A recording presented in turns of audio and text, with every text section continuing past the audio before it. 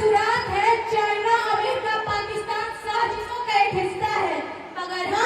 मगर हम इसे अपने घर का रोशनदान कहते हैं, अपने घर का रोशनदान कहते हैं। परम सम्मान्य निर्देशक महोदय, प्रधानाचार्य महोदय, देवता तुल्य मेरे गुरुजनों एवं मेरे प्रिय मित्रों, मैं श्वेता, कक्षा 11वीं विज्ञान की छात्रा, आज आप सभी के समक्ष इस गणतंत्र दिवस के पावन अवसर पर अपने विचारों को साझा करने जा रही हूँ। आजादी का सही मतलब वही समझता है जिसने कभी गुलामी की हो, मगर हम बहुत ही सौभाग्यशाली हैं जो एक स्वतंत्र भारत में जन्म लिए।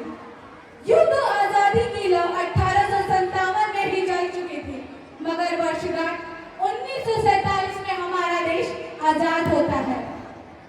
प्राचीन, मध्यकालीन और वर्तमान भारत के उदाहरणों से मैं स्पष्ट करना चाहूंगी कि जब फिरंगियों के फेरे में हम फंस चुके थे, ध्यान दीजिएगा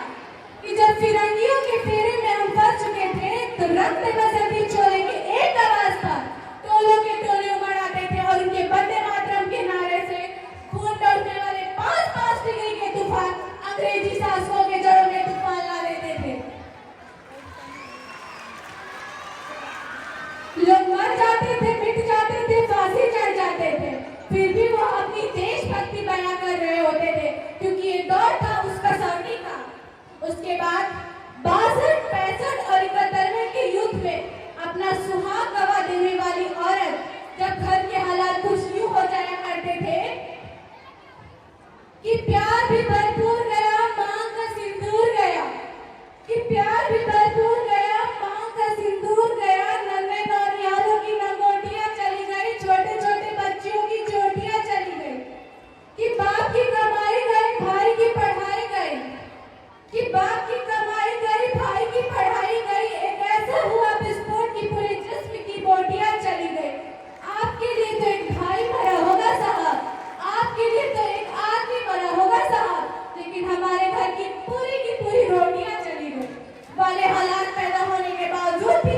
एक माँ अपने बेटे को सरहद पर भेजती है दुश्मनों की धज्जियां उड़ाने के लिए, और उसे एक खत लिखाकर भेजा करती है कि अम्मा ने एक खत लिखा है बड़े ही चाव से,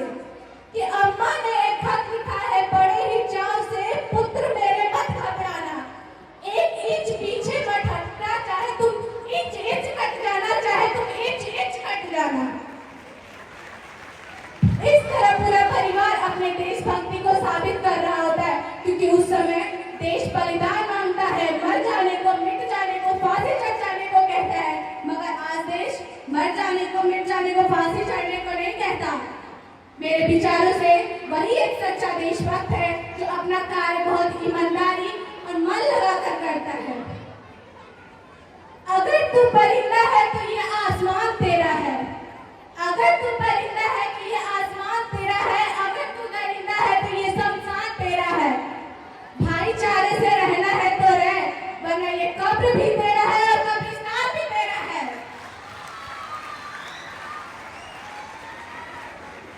हम ना एक ऐसे समाज में रहते हैं जहाँ लड़कों से बात कर देने पर भाई भड़क जाते हैं, मगर वही भाई अपनी गर्लफ्रेंड के किस्से